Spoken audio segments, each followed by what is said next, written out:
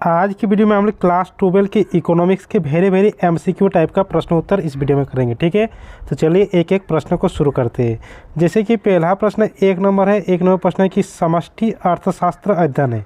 तो देखिए अर्थशास्त्र दो तरह की होती है, एक व्यष्टि अर्थशास्त्र और एक होती है समष्टि अर्थशास्त्र। तो समष्टि अर्थशास्त्र में बड़े बड़े आर्थिक क्रियाओं का अध्ययन किया जाता है और व्यष्टि अर्थशास्त्र में छोटी छोटी आर्थिक क्रियाओं का अध्ययन किया जाता है। तो यहाँ पर है समष्टि अर्थशास्त्र, यानी बड़े बड़े आर्थिक क्रियाओं का अध्ययन करेंगे। जैसे कि पहला ऑप्शन है कि अर्थव्यवस्था में रोजगार का, हाँ ये बड़े आर्थिक क्रिया आ रहा है, यानी समष्टि अर्थशास्त्र अध्ययन करेगा अर्थव्यवस्था में रोजगार का, यानी ऑप्शन नंबर ए इसमें सही उत्तर हो जाएगा। अगला प्रश्न इसमें 2 नंबर है। 2 नंबर प्रश्न क्या है? 2 नंबर प्रश्न है कि the general theory of employment interest and money नामक पुस्तक के लेखक कौन है? तो ये पुस्तक किसके द्वारा लिखा गया है? J.M. किन्स के द्वारा, यानी ऑप्शन नंबर सी इसमें सही उत्तर है। अगला प्रश्न इसमें 3 नंबर है कि सामान्य कीमत स्तर का अध्ययन किया जाता है। तो देखिए सामान्य कीमत स्तर का अध्ययन समष्टि अर्थशास्त्र में किया जाता है, यानी ऑप्शन नंबर ए यहाँ पर सही उत्तर हो जाएगा। अगला प्रश्न इसमें 4 नंबर है। 4 नंबर प्रश्न है कि the general theory of employment interest and money नामक पुस्तक किस वर्ष प्रकाशित किया गया? तो यह पुस्तक J.M. किन्स के द्वारा लिखा गया और कब प्रकाशित किया गया था? 1936 में, यानी ऑप्शन नंबर 20 में सही उत्तर हो जाएगा। अगला प्रश्न इसमें 5 नंबर है कि उद्यमी को प्राप्त होने वाले अंश को क्या कहलाता है? तो उद्यमी को जो मिलता है, उद्यमी को क्या मिलता है? उद्यमी को यहाँ पर लाभ मिलता है, यानी ऑप्शन नंबर सी इसमें सही उत्तर हो जाएगा। ठीक है, अगला प्रश्न इसमें 6 नंबर है। 6 नंबर प्रश्न है कि फर्म क्या है? तो फर्म क्या है? फर्म एक उत्पादक है, जो वस्तुओं और सेवाओं का उत्पादन करता है उसको कहा जाता है उत्पादक, और उत्पादक को ही फर्म कहा जाता है, यानी ऑप्शन नंबर 20 में सही उत्तर हो जाएगा। अगला प्रश्न इसमें 7 नंबर है कि अर्थशास्त्र में शब्द व्यष्टि और समष्टि के प्रयोग सर्वप्रथम किस अर्थशास्त्री ने किया था? तो रैगनार फ्रिश के द्वारा व्यष्टि और समष्टि अर्थशास्त्र का प्रयोग किया गया था, यानी ऑप्शन नंबर सी इसमें सही उत्तर हो जाएगा। अगला प्रश्न इसमें 8 नंबर है कि अर्थशास्त्र के जनक कौन है या अर्थशास्त्र के पिता कौन है? तो अर्थशास्त्र के जनक एडम स्मिथ को जाना जाता है, या अर्थशास्त्र के पिता भी एडम स्मिथ को कहा जाता है, यानी ऑप्शन नंबर 20 में सही उत्तर हो जाएगा। अगला प्रश्न इसमें 9 नंबर है कि बाह्य क्षेत्र से संबंधित है, तो वस्तुओं के आयात और निर्यात को कहा जाता है बाह्य क्षेत्र, यानी ऑप्शन नंबर सी इसमें सही उत्तर हो जाएगा। अगला प्रश्न इसमें 10 नंबर है। 10 नंबर प्रश्न है कि समष्टि अर्थशास्त्र के लिए प्रयुक्त मैक्रो शब्दों का अर्थ है। देखिए दो तरह की होती है, एक मैक्रो होता है, एक माइक्रो होता है। एक माइक्रो होता है, माइक्रो का अर्थ होता है छोटा और मैक्रो का अर्थ होता है बड़ा। ठीक है, जब मैक्रो है तो मैक्रो का अर्थ क्या होगा? बड़ा, यानी ऑप्शन नंबर 20 में सही उत्तर हो जाएगा। अगला प्रश्न इसमें सेट 2 में आ गया, यहाँ पर ये प्रीवियस ईयर से को उठाया गया सारा प्रश्न उत्तर। ठीक है, अगला सेट 2 में आप लोगों का 1 नंबर प्रश्न है कि निम्नलिखित में से कौन पूंजीगत वस्तु का एक उदाहरण है? पूंजीगत वस्तु मतलब जिससे पूंजी का निर्माण होगा। जैसे पहला ऑप्शन है परिवार में उपयोग के लिए फ्रिज, तो परिवार में उपयोग कर रहा था, इससे पूंजी का उत्पादन नहीं होगा। अगला ऑप्शन है कि परिवार में उपयोग के लिए सिलाई मशीन, हाँ इसमें परिवार उपयोग कर रहा है सिलाई मशीन, तो इसमें पूंजी की उत्पादन होगा? नहीं होगा, तो ये भी नहीं होगा। अगला ऑप्शन है कि दर्जी के दुकान में उपयोग के लिए सिलाई मशीन, हाँ इससे पूंजी उत्पादन होगा, क्योंकि दर्जी के दुकान में जो सिलाई मशीन रहेगा उससे वो पैसा कमाएगा, उससे उसके पूंजी की प्राप्ति होगी, यानी ऑप्शन नंबर सी इसमें सही उत्तर हो जाएगा। अगला प्रश्न में 2 नंबर है। 2 नंबर प्रश्न क्या है कि किसान द्वारा ट्रैक्टर का प्रयोग खेती करने के लिए होता है, या ट्रैक्टर किस प्रकार का वस्तु का उदाहरण है? तो किसान के द्वारा ट्रैक्टर का क्या प्रयोग किया जा रहा है, उपयोग किया जा रहा है, यानी ये उपभोक्ता वस्तु, यानी ऑप्शन नंबर ए इसमें सही उत्तर है।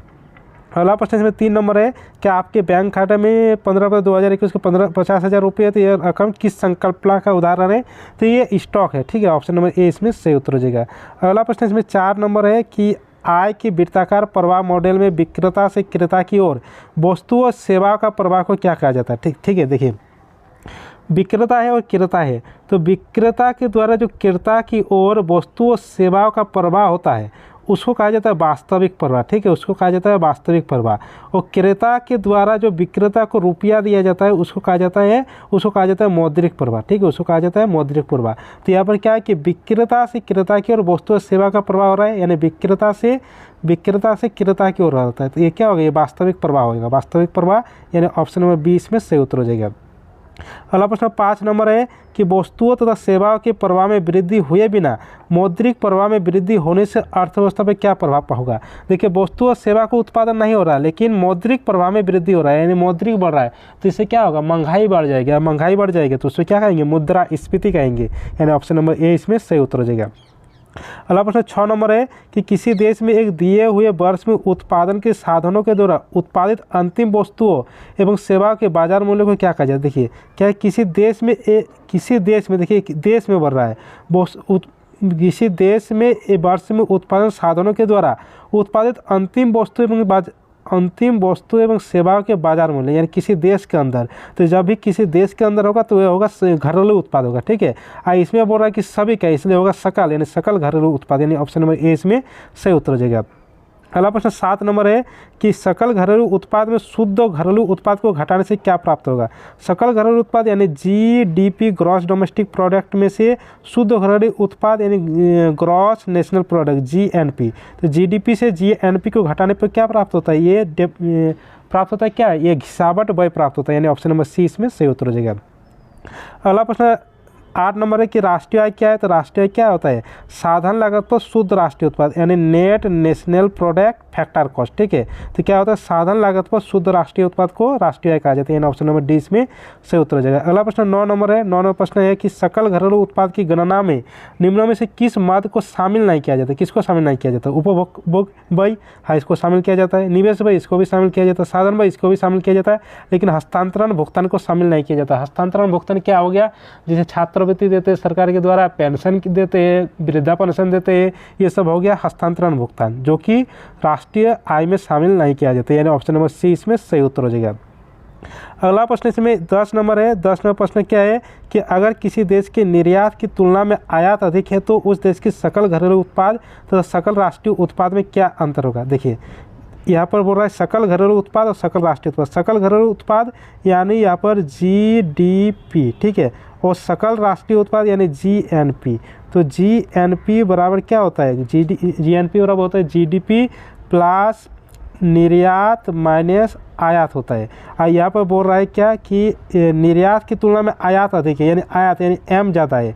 तो एम ज़्यादा होगा तो यहाँ पर देखिए एम अगर ज़्यादा होगा तो ये एम ज़्यादा होगा, तो ये तो एम तो घट रहा है, तो ये घटेगा तो इसका मान क्या आएगा, इसका मान कम आएगा, यानी जीडीपी की तुलना में जीएनपी यहाँ पर कम आ जाएगा, ठीक है। तो यहाँ पर क्या होगा, यहाँ पर सकल राष्ट्रीय, ऑप्शन देख लेते हैं। पहला ऑप्शन है सकल घरेलू उत्पाद तो सकल राष्ट्रीय उत्पाद दोनों बराबर होगा, नहीं होगा। अगला ऑप्शन सकल घरेलू उत्पाद की तुलना में सकल राष्ट्रीय उत्पाद अधिक होगा, नहीं होगा, ये भी नहीं होगा, कम होगा। अगला ऑप्शन सी नंबर कि सकल घरेलू उत्पाद की तुलना में सकल राष्ट्रीय उत्पाद कम होगा, हाँ कम होगा, यानी ऑप्शन नंबर सी इसमें सही उत्तर होगा। अगला प्रश्न इसमें 11 नंबर है कि अप्रत्यक्ष करों में से अनुदान सहायकी को घटाने से क्या प्राप्त होती है। अप्रत्यक्ष यानी इनडायरेक्ट टैक्स में से अगर सब्सिडी को घटा देंगे उसको क्या कहा जाता है, उसको शुद्ध अप्रत्यक्ष कर कहा जाता है, शुद्ध अप्रत्यक्ष कर, यानी ऑप्शन नंबर डी इसमें सही उत्तर होगा। अगला प्रश्न 12 नंबर है कि राष्ट्रीय आय के आंकड़े में क्या जानकारी नहीं मिल सकती है। तो राष्ट्रीय आय में उत्पादन के साधनों का योगदान, हाँ ये मिल सकता है। राष्ट्रीय आय में क्षेत्रों का योगदान, ये भी मिल सकता है। देश के आर्थिक क्रियाओं का स्तर की माप, ये भी मिल सकता है, लेकिन लोगों का आर्थिक कल्याण के बारे में राष्ट्रीय आय से नहीं मिल सकती, यानी ऑप्शन नंबर डी इसमें सही उत्तर हो जाएगा। अगला प्रश्न 13 नंबर है कि स्थिर कीमत पर राष्ट्रीय आय का दूसरा नाम क्या है। तो स्थिर कीमत पर राष्ट्रीय आय का दूसरा नाम कहा जाता है वास्तविक राष्ट्रीय आय, ठीक है। स्थिर कीमत पर राष्ट्रीय आय का दूसरा नाम कहा जाता है वास्तविक राष्ट्रीय आय, और चालू कीमत को जो राष्ट्रीय आय प्राप्त होता है उसको कहा जाता है अवास्तविक राष्ट्रीय आय, लेकिन यहाँ पर स्थिर कीमत पर राष्ट्रीय आय है इसलिए वास्तविक राष्ट्रीय आय, यानी ऑप्शन नंबर सी इसमें सही उत्तर होगा। अगला प्रश्न इसमें 14 नंबर है कि जीएनपी डिफ्लेक्टर ज्ञात कीजिए। तो जीएनपी डिफ्लेक्टर क्या होता है, nominal GNP divide real GDP into 100, यानी nominal GDP divide real GDP into 100, यानी ऑप्शन नंबर ए इसमें सही उत्तर हो जाएगा, ठीक है।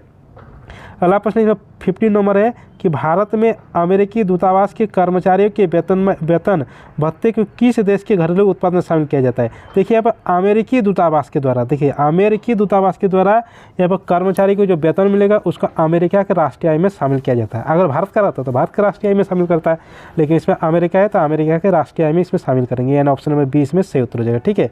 तो ये रहा आप लोगों का लगभग 25 MCQ का प्रश्न उत्तर इस वीडियो में, ठीक है आप लोगों का। तो चलिए सभी दोस्तों के साथ इस वीडियो को शेयर कर दीजिए, वीडियो को लाइक कर दीजिए, चैनल में कोई नहीं है तो चैनल को सब्सक्राइब कर दीजिए, साथ में बेल आइकन को प्रेस कर दीजिए। चलिए मिलते हैं अगले वीडियो के साथ।